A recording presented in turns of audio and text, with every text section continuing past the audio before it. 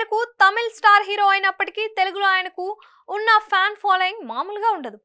ఒకప్పుడు రజనీ డబ్బింగ్ చిత్రాలు కూడా తెలుగు స్టార్ హీరోల మూవీలతో సమానంగా వసూలు రాబట్టేవి.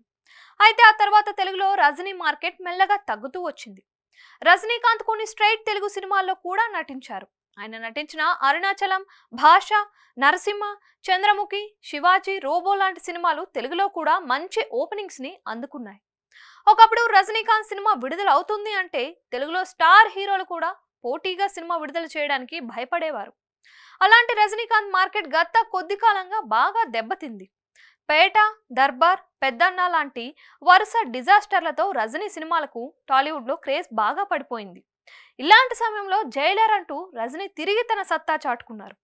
దీంతో రజనీకాంత్ సినిమాలకు ఒక్కసారిగా సూపర్ క్రేజ్ తిరిగి సంతరించుకుంది. 50 కోట్లకు పైగా గ్రాస్ వసూలు చేసి జైలర్ మూవీ తెలుగులో రజనీకి పూర్వ వైభవాన్ని తెచ్చిపెట్టినందులో ఎటువంటి డౌట్ లేదు.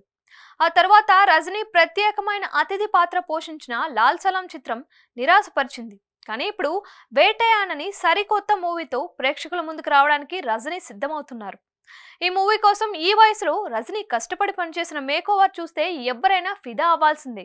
ఈ మూవీ దర్శకత్వ బాధ్యతలు జ్ఞానవేల్ నిర్వహిస్తున్నారు. విడుదలకు 2 నెలల ముందే థియేట్రికల్ రైట్స్ అమ్ముడుపోయాయి అంటే ఈ మూవీ క్రేజ్ ఏ లెవెల్లో ఉందో అర్థమైపోతుంది. తెలుగులో ఈ చిత్రానికి సంబంధించిన హక్కులను ఏషియన్ మూవీ సంస్థ 15 కోట్ల భారీ మొత్తానికి సొంతం చేసుకుంది. ఈ చిత్రంలో అమితాబ్ బచ్చన్, రానా దగ్గుపాటి, ఫహద్ ఫాజిల్ ప్రధాన పాత్రలు పోషిస్తున్నారు. ఈ మూవీ కూడా తెలుగులో భారీ కలెక్షన్లు అందుకుంటుంది. ముందు ముందు టాలీవుడ్ స్టార్ హీరోలకు రజనీ సినిమాలు గట్టి పోటీ ఇవ్వడం కన్ఫర్మ్ అంటున్నారు ట్రేడ్ పండితులు.